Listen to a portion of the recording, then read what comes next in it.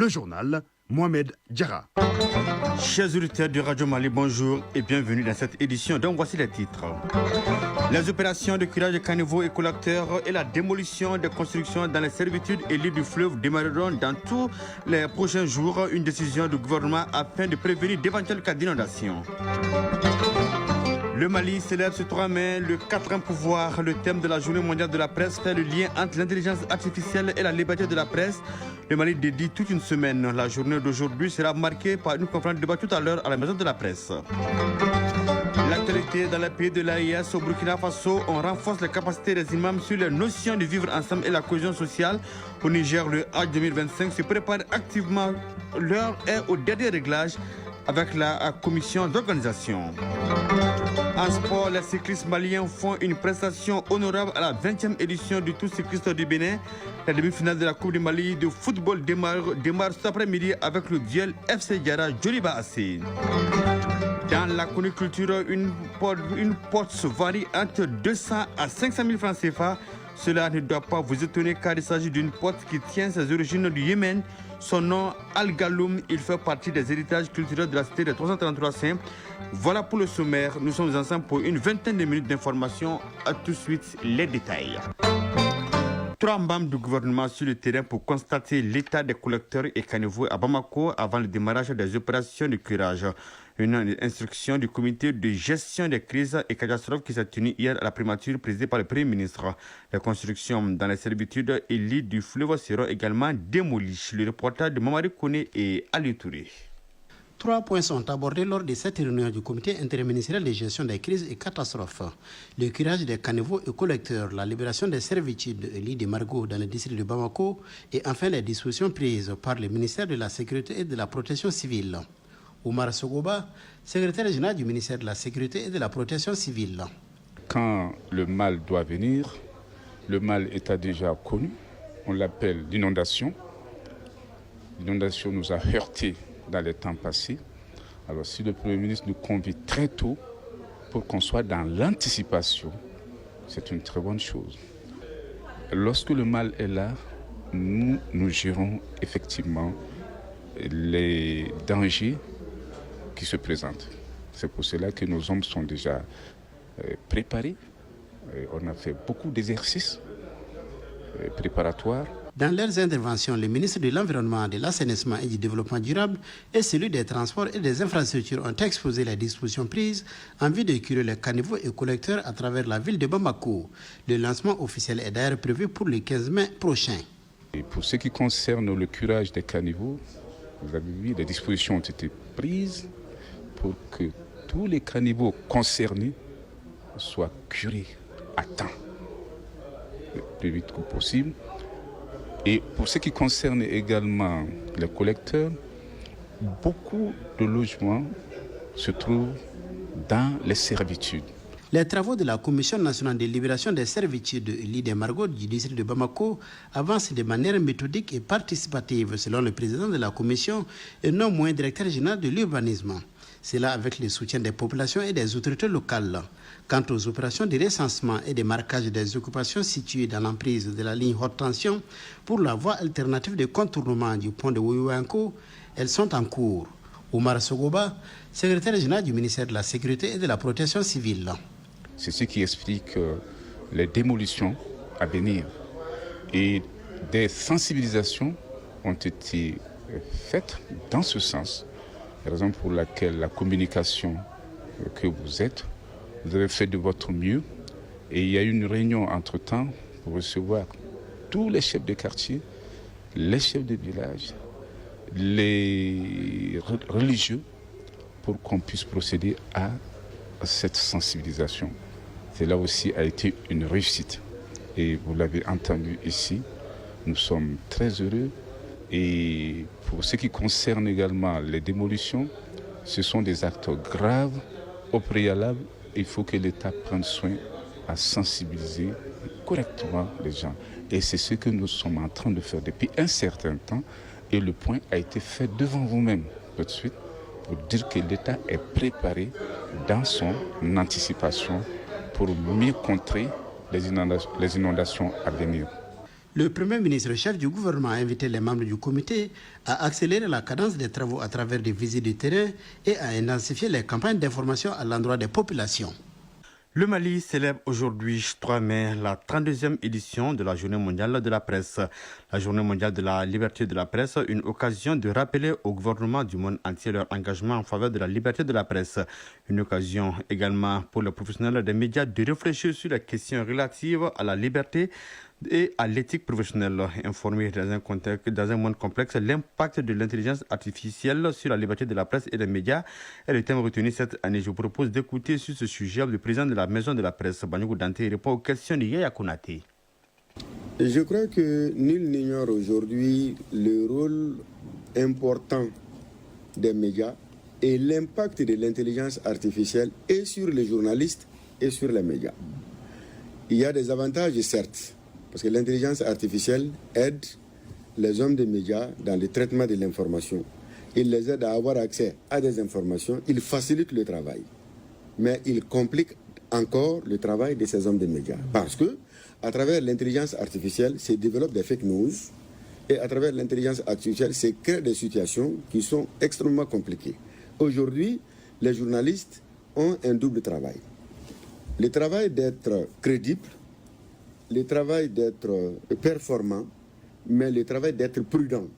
Parce que difficilement l'on arrive à faire la différence entre une information attribuée à un acteur et ce que l'acteur a véritablement donné comme information.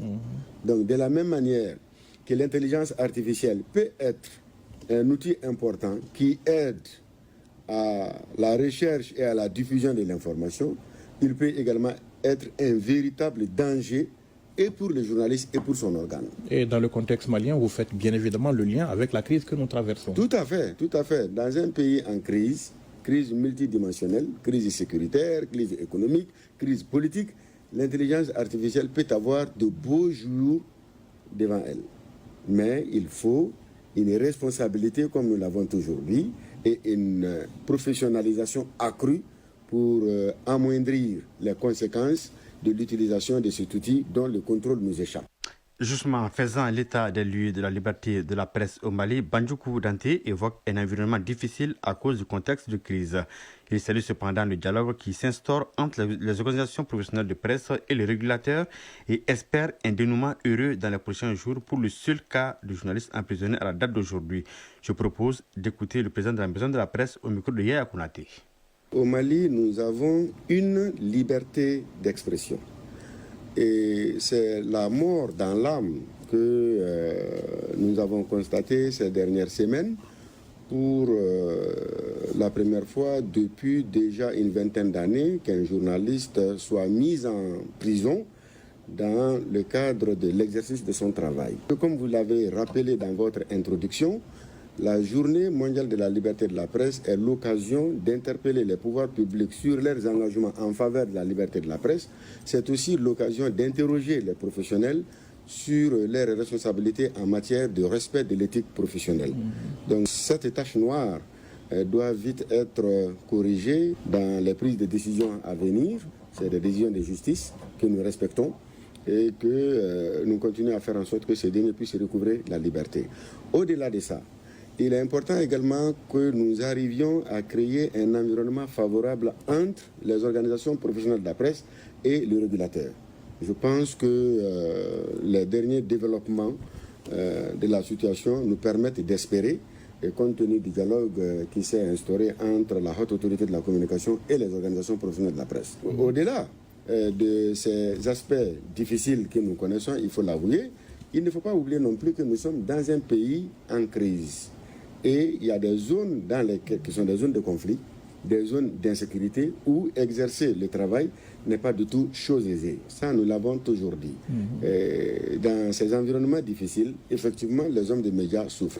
Mais tout cela doit être soutenu, encouragé par une réelle volonté politique de faire en sorte que les journalistes puissent faire leur travail dans un environnement assaini, propice aux expressions plurielles. Oui, le thème de l'édition 2025 est informé dans un monde complexe, impact de l'intelligence artificielle sur la liberté de la presse et les médias, une thématique qui interpelle les professionnels du secteur sur les enjeux liés à cette technologie. Pour en savoir davantage, Seydou Traoré a rencontré quelques acteurs des domaines de la presse et des TIC. Suivons son reportage.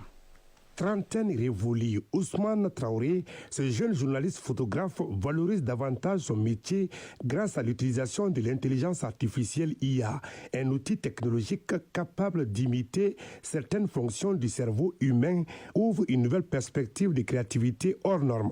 Ousmane Traoré, photographe. Avec l'IA, on est beaucoup plus rapide, on est beaucoup plus efficace. Souvent aussi, on n'a pas besoin de beaucoup de moyens pour arriver à des résultats. On fait des images, on arrive quelque part, on nous dit, bon, ici c'est interdit de faire des images, mais on a une idée de l'endroit. On vient, on parle avec l'IA, on lui dit, ok, j'aimerais que tu me fasses une image comme ça qui permet d'illustrer. La magie et les exploits de l'IA dans l'univers de la presse sont multiples et variés. Ce sont des atouts diversement appréciés par les professionnels du secteur. Issa Kabassidibé, journaliste chroniqueur. L'intelligence artificielle ne recoupe pas l'information, alors que la quintessence du journalisme, c'est l'enquête, c'est le recoupement de l'information. L'intelligence artificielle nous aide, mais elle ne fait pas le travail à la place du journaliste. Mahamadou Khan est rédacteur en chef adjoint de la radio Clédou. Avec la surabondance, l'hyperabondance informationnelle, les gens sont obligés de tout consommer. À ce titre, l'IA joue un très très grand rôle,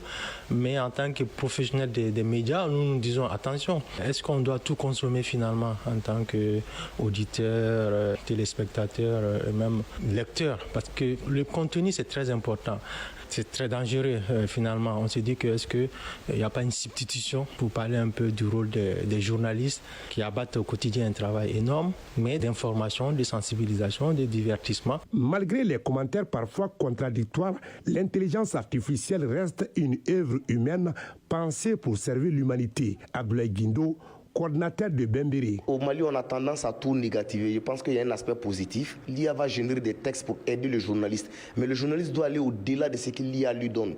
Il doit apporter un travail humain. Un scandale a éclaté sur Internet à cause des déclarations du célèbre docteur Aka Félix. Il a qualifié d'idiots tous ceux qui traitent les problèmes articulaires en 2025. Ne vous y trompez pas, cette voix générée n'est pas celle de Kadijatou Kone, présentatrice sur Ortem 1.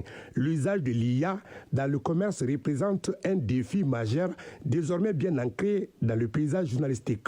Kadijatou Kone, présentatrice à Ortem 1. J'ai eu assez d'appels, des gens qui ont mordu à la maison, qui me disaient « nous voulons des renseignements par rapport à ce produit, par rapport à ce jeu et tout ». Donc je me suis dit que quelque part, ils ont eu gain de cause. Abdoulaye Guindo, coordinateur de Bembiri. C'est là l'aspect négatif de l'intelligence artificielle, c'est-à-dire tromper, induire l'opinion en erreur au profit d'un groupe de personnes ou d'une personne ou d'un intérêt. Donc ça, c'est le côté négatif où on utilise l'image de quelqu'un sans son autorisation, où on manipule un média. Dans ce cas, on va parler de manipulation des médias à travers l'IA. Donc l'ORTM a été manipulé à travers l'intelligence artificielle pour faire la publicité d'un produit. Et ça arrive à beaucoup de médias. Le thème de l'édition 2025 de la Journée mondiale de la liberté de la presse est informé dans un monde complexe. L'impact de l'intelligence artificielle sur la liberté de la presse et les médias ouvre la voie à une réflexion profonde sur l'utilisation et la gestion responsable de l'IA dans le secteur. Voyons à présent l'actualité du côté de l'Inde avec les travaux du premier sommet mondial sur l'audiovisuel et le divertissement qui se poursuivent. Hier, les ministres en charge de la culture et de la communication et les chefs de délégation se sont retrouvés dans un panel sur la thématique dialogue des médias. Il s'agissait pour eux d'échanger sur les opportunités qu'offre l'évolution technologique pour améliorer les contenus des médias. À l'issue des échanges, une déclaration avec 13 points de recommandation a été adoptée. Elle réaffirme surtout le rôle primordial des médias et du divertissement dans les changements de comportement et de mentalité. Il faut noter que le directeur général de l'ORTM, Hassan Baba Djombili, a participé activement à ce panel, nous signalent nos envoyés spéciaux en Inde, Sidiki Damele et Tayeb Adjaviakoui. La suite dans une poignée de secondes.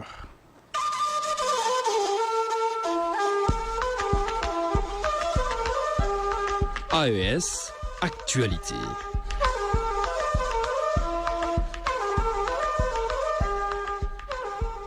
Au Burkina Faso, le cercle d'études, de recherche et de formation islamique renforce les capacités des imams et prêcheurs de la cité de Zungarantenga sur les notions du vivre ensemble et la cohésion sociale.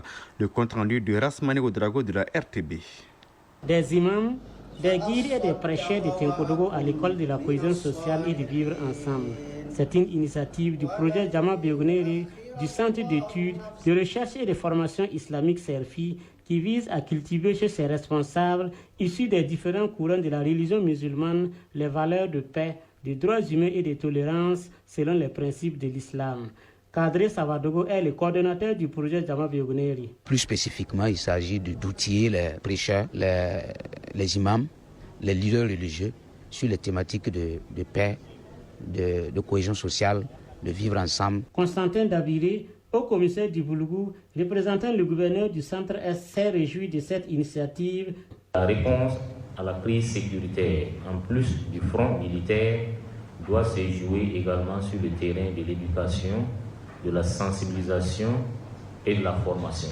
Durant 3 jours, ces participants vont renforcer leurs capacités en matière de lutte contre les discours de haine et de l'extrémisme violent afin d'être des vecteurs de paix dans les localités.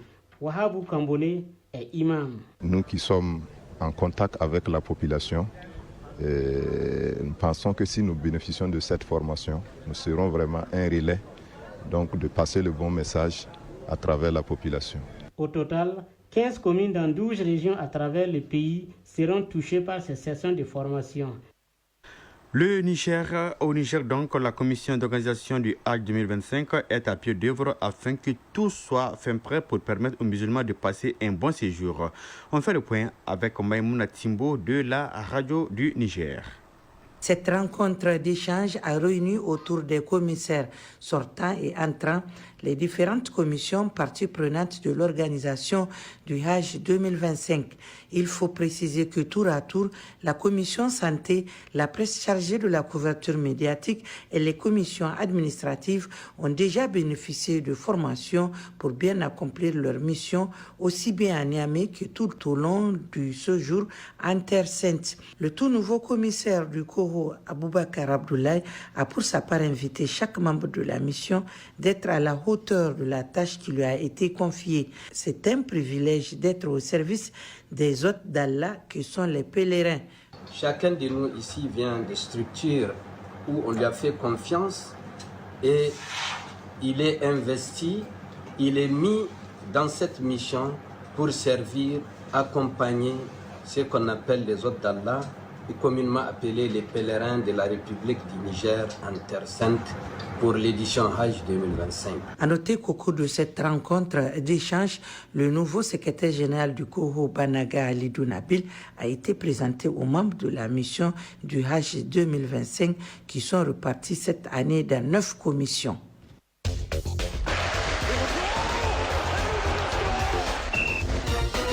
Oui, et on parle sport en cyclisme. La 20e édition du Tour du Bénin prend fin ce samedi. L'équipe nationale du Mali est en train de faire une participation honorable dans cette compétition internationale. En football sur le continent, la CAN des moins de 20 ans, garçons se poursuit en Égypte. Et puis la Coupe du Mali de football entre dans sa phase décisive avec les demi-finales qui se jouent ce week-end. D'abord, ce samedi 3 mai, le stade au Mamadou Konaté sera le théâtre du duel entre FC Diarra et le stade malien de Bamako. Demain dimanche, le Djoliba AC affrontera l'USFAS. On fait le point avec Famrou Djourté. Le stade malien de Bamako, détenteur du trophée de Dame Coupe, se mesure à une équipe du FC Diarra en difficulté en championnat au compte de la première demi-finale de la 64e édition de la Coupe du Mali de football. Les Blancs de Bamako partent favoris dans cette rencontre. Cependant, le dernier affrontement des deux clubs a vu le FC Diarra créer la surprise en s'imposant par 2-1.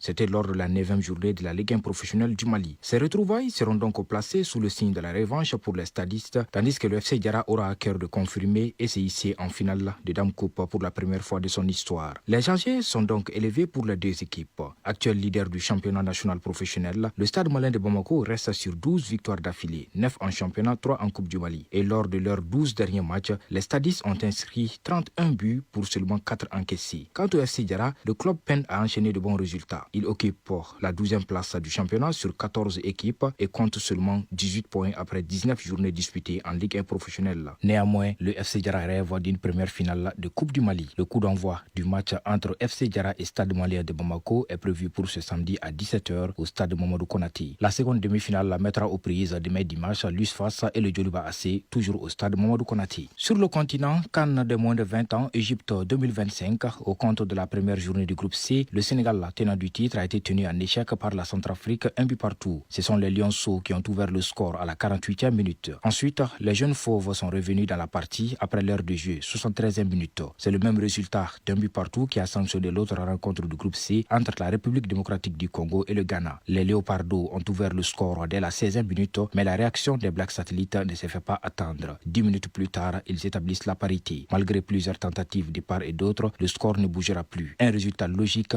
qui place les deux équipes à égalité parfaite, tout comme les deux autres sélections du groupe, le Sénégal et la Centrafrique. Les matchs du groupe de la CAN de moins de 20 ans se poursuivent ce samedi avec deux rencontres dans le groupe A. La Tanzanie reçoit la Sierra Leone à 15h. Si les Tanzaniens avec 0 points joueront leur deuxième match, les Leon Star seront à leur troisième sortie et ils sont en tête du groupe A avec 4 points. L'autre opposition mettra aux prises à 18h l'Égypte et la Zambie. Les Zambiens avec 1 point joueront aussi leur deuxième match de la compétition alors que les Égyptiens ont 3 points après 2 matchs disputés. L'Afrique du Sud est exemptée de cette journée puisque le groupe A est composé de 5 pays. Notons que les 2 premières équipes de chaque groupe ainsi que les 2 meilleurs troisièmes se qualifient pour les quarts de finale. La CAN des moins de 20 ans 2025 est qualificative aussi pour la Coupe du Monde U20 au Chili du 27 septembre au 19 octobre 2025. Cyclisme pour terminer, la 6e et dernière étape de la 20e édition du Tour du Bénin sera courue ce samedi 3 mai sur une distance de 104 km 93 entre Tofo et Cotonou. Leader du classement général depuis la 4e étape, le Sud-Africain Reinhard Janse van Rensburg a conservé son maillot jaune hier vendredi à l'issue de la 5e étape. Lors de la 4e étape entre Boikon et Atiémé sur une distance de 110 km, les aigles cyclistes maliens ont réalisé une bonne performance.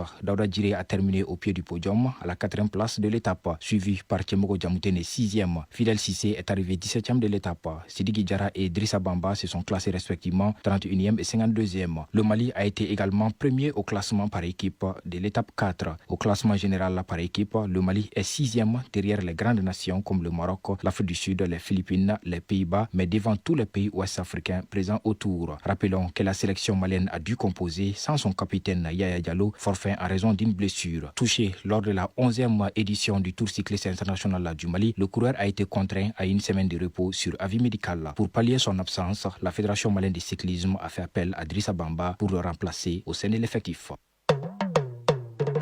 Page Mali Culture 2025. La cité des 333 saints regorge plusieurs héritages culturels, parmi lesquels nous avons la porte Al-Galoum qui reste et demeure une identité incontestable de la ville. Cette porte est fabriquée par une seule famille dont le secret est transmis de génération en génération. Le chef-d'œuvre qui tient donc ses origines du Yémen varie entre 200 à 500 000 francs CFA. Sa conception peut prendre 2 semaines, voire 1 mois. Focus sur ce patrimoine culturel avec Saloum Konaté. La ville de Tombouctou se distingue par son architecture culturelle comparativement aux autres régions. Connue depuis des siècles à travers son riche patrimoine culturel, la cité mystérieuse garde encore ses valeurs artistiques et artisanales, parmi lesquelles figure la porte traditionnelle Al-Galoum. Baba Tandina, traditionnaliste. Ceux qui confectionnent cette porte-là viennent du Yémen. Alors en Yémen, quand il y a une peau noire, on t'appelle Maïga. Et c'est comme ça qu'ils ont eu le titre de Maïga. C'est différent des autres Maïga, de Vergao ou autre chose. Donc c'est une seule famille ici et c'est un seul atelier dans toute l'Afrique de l'Ouest.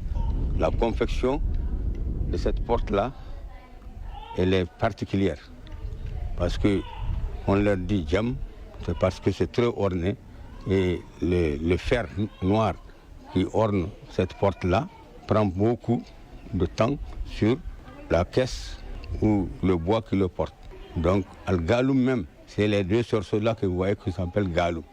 Donc comme c'est sur la porte-là, on dit la porte qui Al-Galoum Gambou. Cette richesse culturelle et artisanale est jalousement conservée par une famille dont les secrets sont transmis de génération en génération. Après 35 ans d'apprentissage et plusieurs années d'exercice, Alassane Maïga en est aujourd'hui le dernier maître. Il y a plusieurs modèles. Il y a la première qualité, ça c'est 7 rangées, il y a 6 rangées, il y a 5 rangées, il y a 4 rangées. Chaque porte a son prix.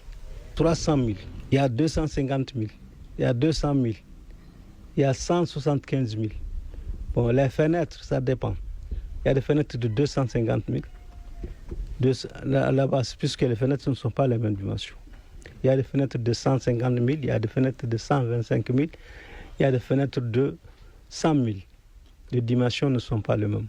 Selon les sexagénaires, la confection d'une seule porte Al-Galoum nécessite la participation des autres éléments car chacun a un rôle précis dans sa fabrication. Il y a des gens qui préparent seulement les clous. Il y a des gens seulement qui préparent les gabots. Il y a des gens qui préparent les carcars, les cloches. Donc, faire à mesure, chacun a fait son travail. Si on rassemble, on peut le faire. Boubacar Mohamed Maïga, menuisier. Je fais le clou, je fais les cloches, je fais les plaques. Les portes sont accompagnées de fenêtres pour question d'harmonie et surtout de respect à la chose culturelle. Baba Tandina, traditionnaliste. Personne n'a droit à toucher à ces cerceaux-là, si ce n'est le chef de famille. Quand il est au dehors, il y a une façon de taper qu'on sait que c'est le chef de famille qui arrive. De l'autre côté aussi, s'il y a une urgence, un envoyé, lui aussi, ce dernier a la permission de toucher pour avertir le chef de famille qu'il est venu en commission. Nana Maïga justifie bien son attachement à ces merveilles dont elle prend soin depuis des années. C'est une porte que j'ai trouvée avec mes parents. C'est un souvenir pour moi. Chaque fois j'ai fait cet entretien, même dans ce mois-là, j'ai fait l'entretien de cette porte-là. Baba Tandina, traditionnaliste. Cette porte occupe une grande place dans la culture tombouctien. En ce sens que quand vous êtes un nouveau marié, vous êtes très fier de commander cette porte-là. Et c'est cette porte-là qui doit orner votre maison. Et en ce temps-là, on sait que tu es vraiment digne de la localité. Et encore, tu as à cœur d'utiliser vraiment ce que tu as trouvé avec tes parents. C'est une porte que n'importe qui a les moyens, il le fait. Cet héritage qui est aujourd'hui conservé par plusieurs familles, en plus de son côté mythique, a une résistance extraordinaire. Ces portes ferment la plupart des maisons de la Médina, Tombouctou, Saloum Konaté, Mouloud Tandina pour l'ORTM. Rendez-vous tout à l'heure à la Maison de la Presse pour célébrer ces hommes et femmes qui se battent au quotidien pour informer le public au prix parfois de leur sang. Point final à cette édition. Présenté par Mohamed Diarra avec le concours de Absi Traoré à la mise en onde, coordination éditoriale, Ousmane Daou, réalisation Adam Maïga. La mise en ligne est assurée par Badji Touré. Passez d'excellents moments en compagnie d'un programme de Radio Mali. Au revoir.